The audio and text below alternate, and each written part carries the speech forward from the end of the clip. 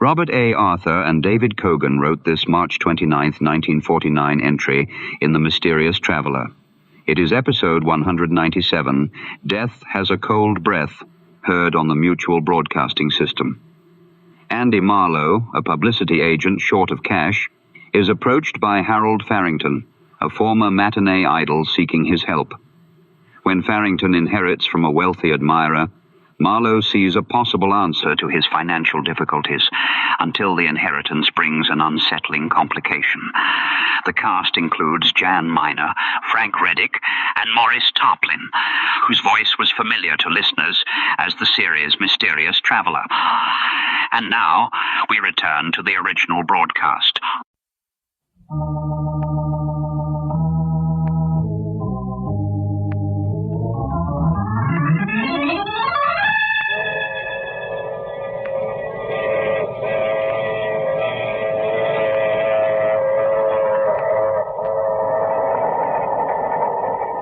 The Mutual Broadcasting System presents The Mysterious Traveler, written, produced, and directed by Robert A. Arthur and David Kogan, and starring tonight two of radio's outstanding personalities, Frank Readick and Jan Miner, in an original play titled Death Has a Cold Breath. This is The Mysterious Traveler, inviting you to join me on another journey into the realm of the strange and the terrifying. I hope you will enjoy the trip, and it will thrill you a little and chill you a little as we discover that death has a cold breath.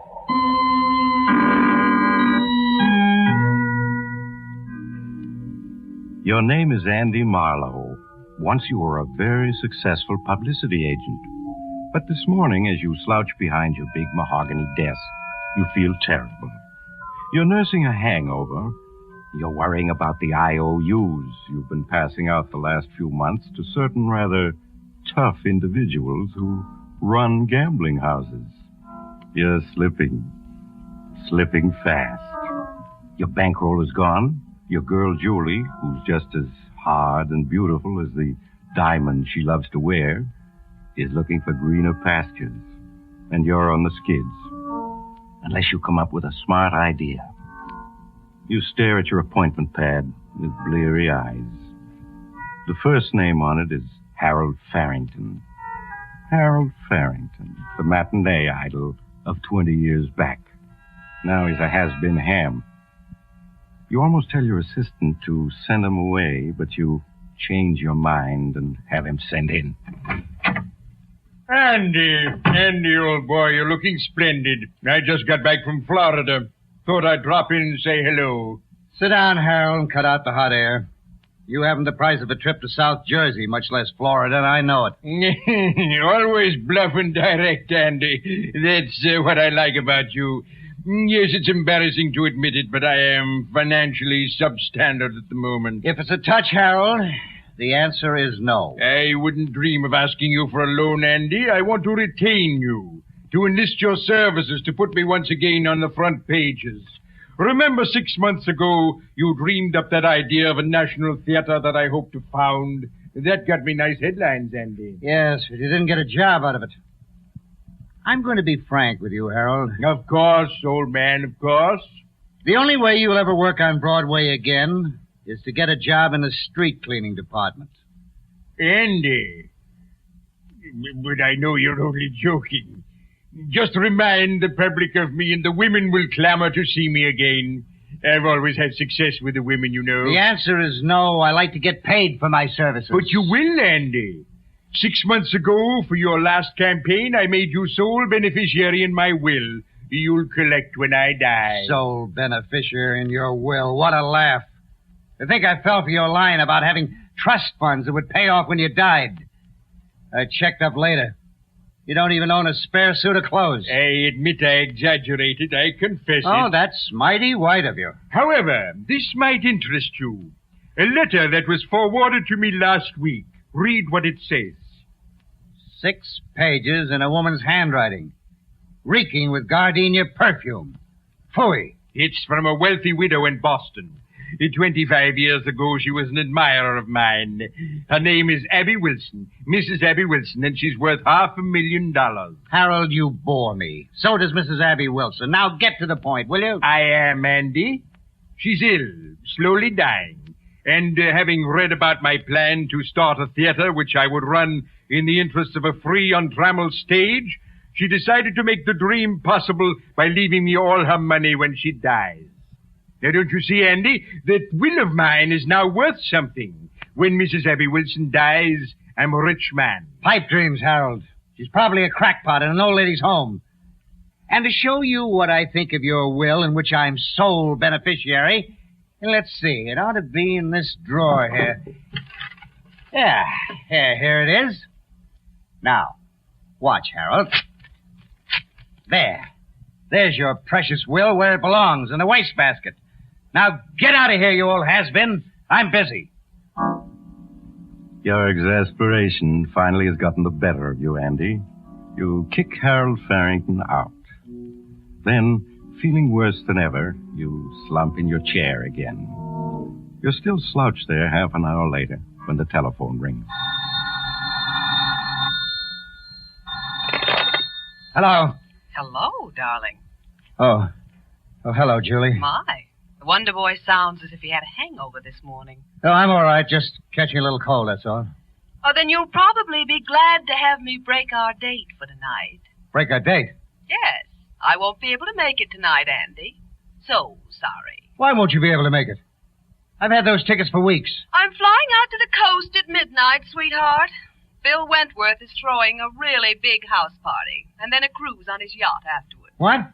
He phoned last night to invite me, and I accepted. Julie, you can't walk out on me like this.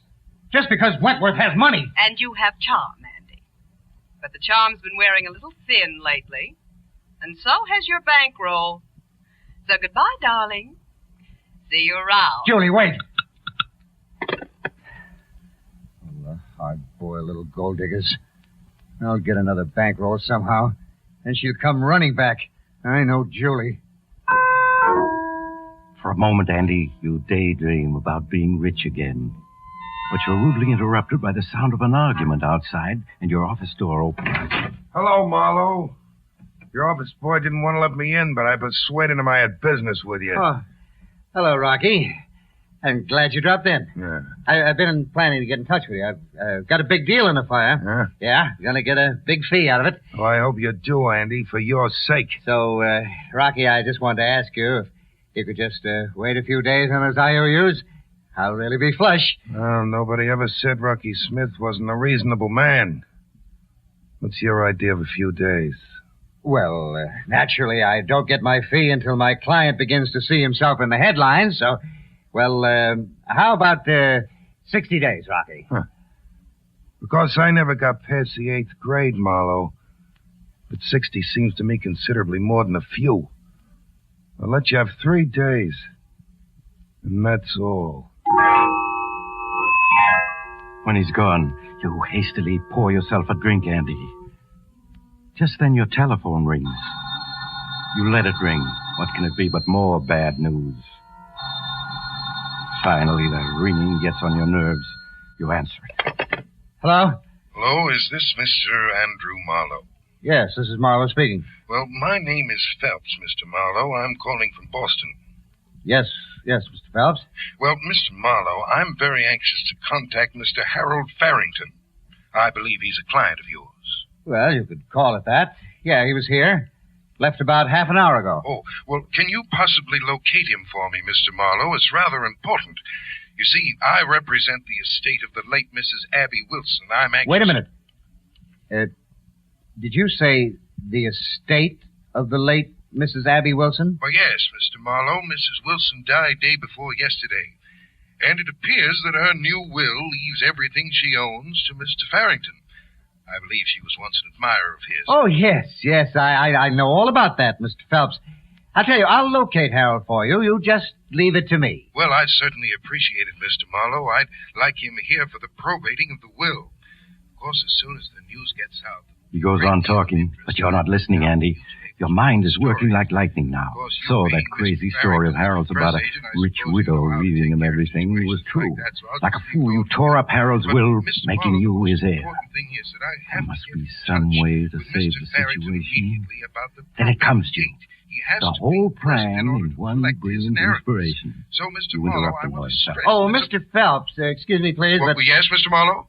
If you let me handle all the publicity, I can keep it dignified and still make it a valuable asset to Mr. Farrington's plan. Well, yes, I can understand that.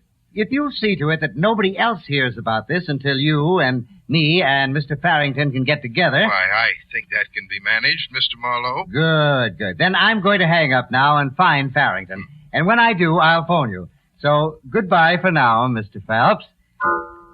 You hang up and snatch that torn-up will from the wastebasket. Carefully, you paste the torn will together with Scotch tape. Then you set out to find Harold Farrington. You try his rooming house first. No, Mr. Farrington ain't in. I don't know where he is, and I don't care. Unless he comes back with the $35,000 rent he owes me. You might try Tim O'Sullivan's saloon round the corner. That's where he usually hangs out. You hurry to the corner saloon, but the actor's not there.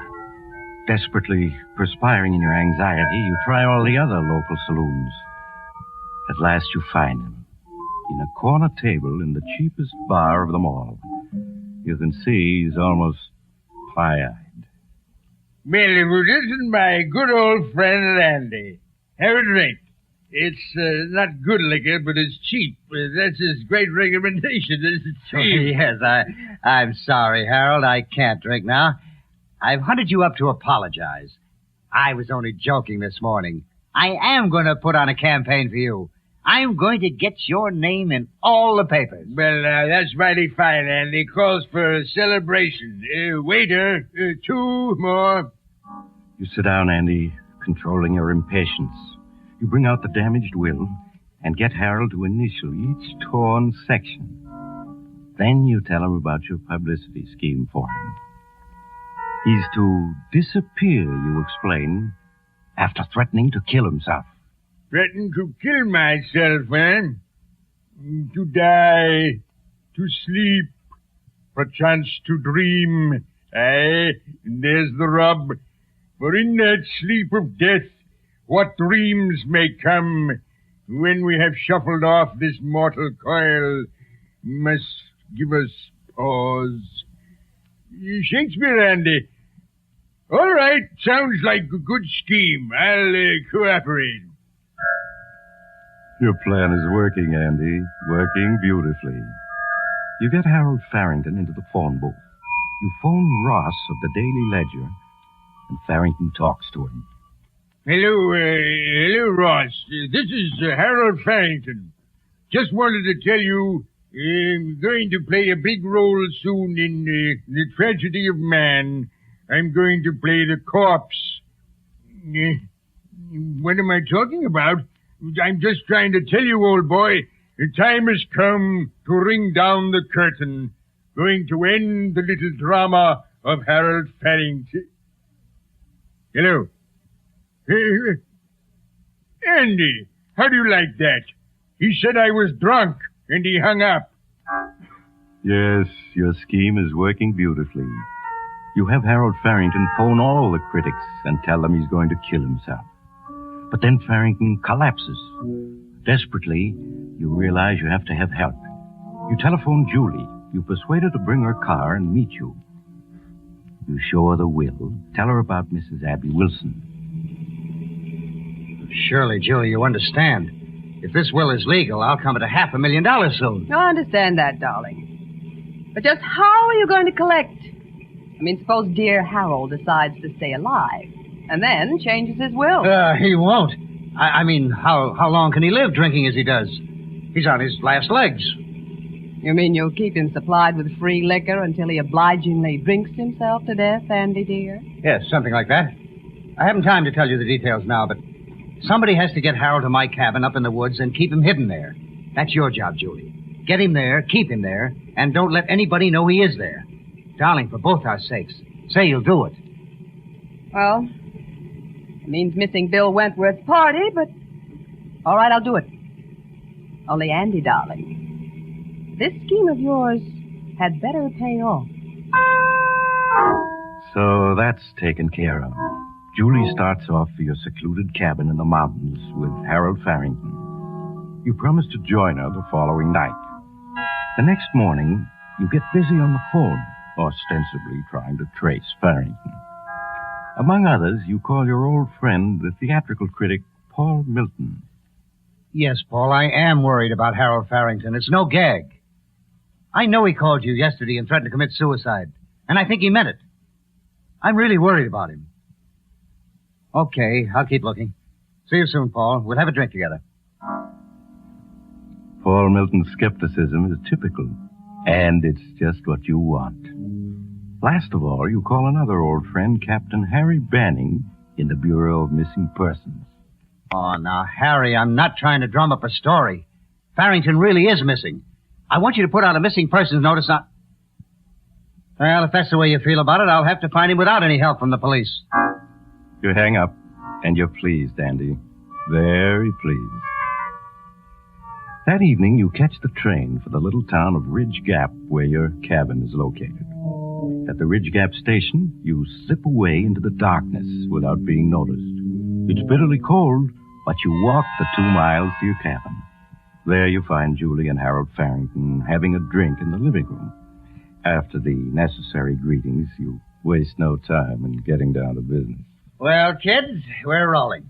The editors are beginning to believe in your suicide, Harold. Andy, I'm not so sure that the suicide is a good publicity angle. The more I think about it... Of course it's a good angle. Isn't it, Julie? Why, of course it is, Harold. Why, it'll get the critics to writing long, appreciative articles about you.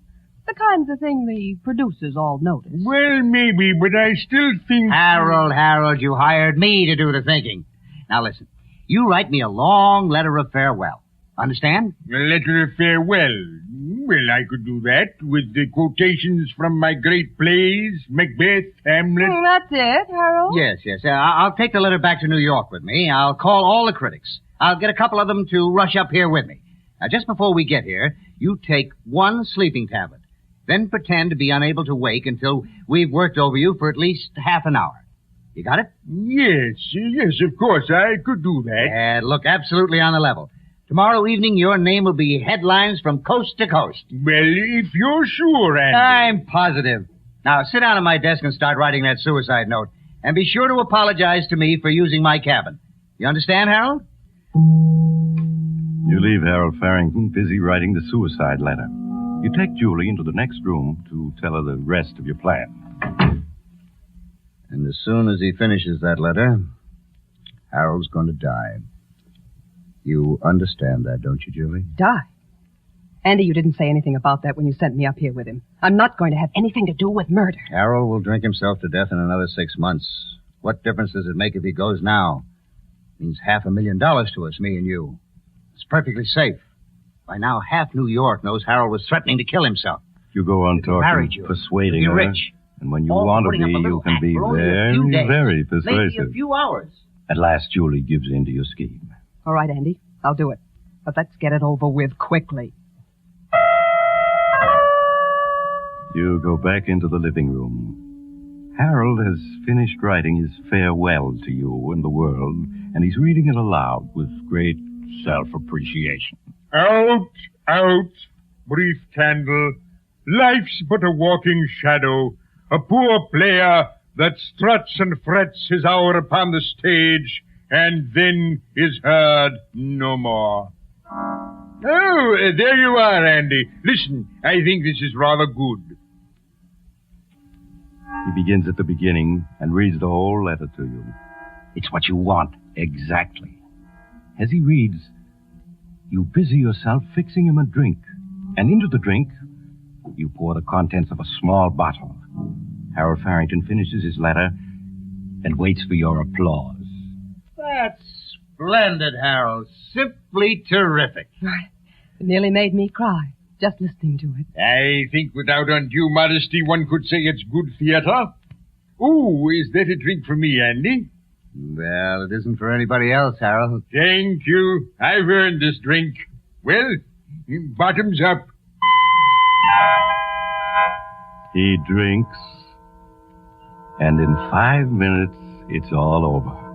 For one last instant, he stares at you accusingly, then his eyes close, and he falls forward on the desk. He's dead. Perfect, Julie. Couldn't have worked out better. Oh, now what, Andy? Back to New York and come find him tomorrow or the next day? No. It's all going to be settled tonight. Tonight? Yes. There's a very special reason why. I owe some money, but tomorrow I've got to be able to prove I can pay it from the inheritance. Now, we're going to drive to Ridge Gap, have dinner, and pretend we're on our way up here from New York. Then we arrive here, find Harold dead, and phone the sheriff. That's all there is to it. Andy, now wait a minute. What is it? What time is Harold supposed to have died? Well, sometime last night when I was in New York. That's impossible. His body, it'll still be warm when the sheriff gets here. The sheriff will know that Harold must have died this evening. Yeah, that's right. Forgot that. I can't wait till tomorrow. Just can't. I got it. What? It's cold out. Only about 15 above zero. Yeah. We put Harold out on the terrace, chair and all, for half an hour. And then he'll be cold, plenty cold. It'll seem as if he died hours ago. Swiftly, you and Julie lift the chair in which Harold Farrington sits. You carry it out on the terrace in the bitterly cold wind. There you leave Harold to cool a bit. Back in the house, you set everything straight, remove all evidence of Julie's having been there. You wait half an hour, 45 minutes. Then you carry Harold back in, chair and all, and pose him properly in front of the desk where his touching suicide note waits. The picture is perfect. Cold enough now. Feel his forehead. He's like ice. Yeah. That's because he died last night, my dear. Now let's go. Have dinner at the village. Make sure we're seen. Then come up here and discover Harold. Your program goes off without a hitch, Andy. In the village of Ridge Gap, you make sure witnesses see you eating. You tell the waitress you're just on your way to the cabin. Then you drive up and find poor Harold's body. In half an hour, the sheriff is there with the coroner. The sheriff looks around, listens to your story, reads the letter Harold so obligingly wrote, and nods. Yep. Certainly is a plain enough story, Mr. Marlowe. Poor fella, down on his luck, decided to end it all. You say you gave him a key to this cabin 6 months ago? Yes, that's right, Sheriff. 6 months ago, I did a publicity campaign for him, and he used to come up here to work out our plans. I gave him a key then, and he kept it. And poor Harold crept here to die in hiding. That's how it goes. Well, I guess there's no use our hanging around any longer. Poor fella's stone cold. Means he died last night or this morning, I guess. Well, Doc, let's phone Williams, the undertaker, and get this over with. I guess we better wait a mite before we call the undertaker, Sheriff. Wait? What for? There's something a bit peculiar here.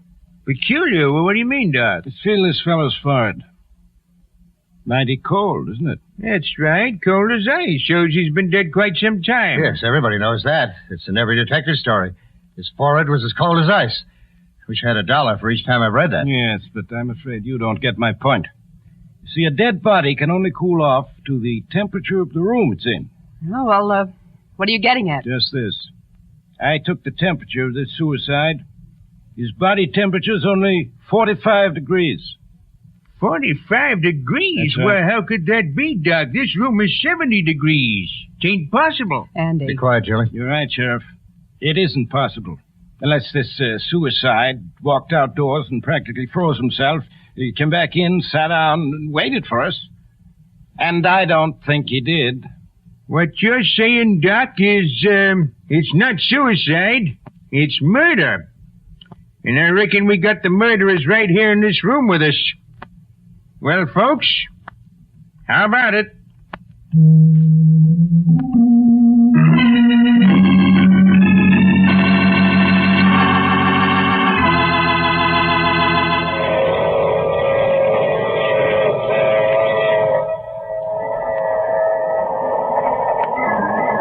This is the mysterious traveler again.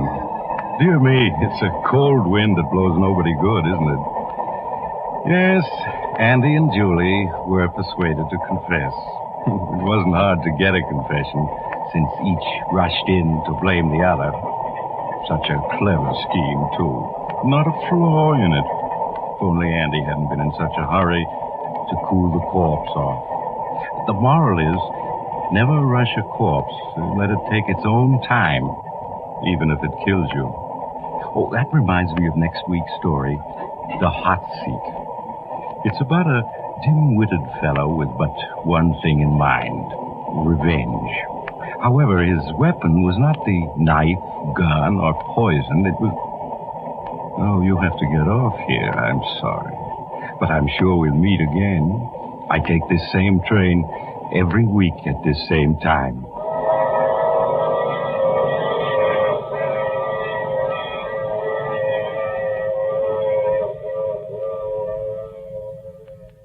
You have just heard The Mysterious Traveler, a series of dramas of the strange and terrifying.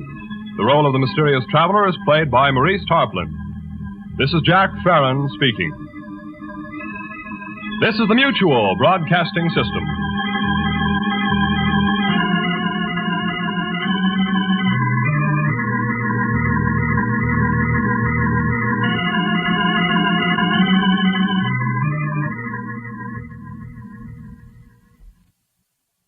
You have been listening to The Mysterious Traveler and Death Has a Cold Breath. Follow The Mysterious Traveler for more classic broadcasts.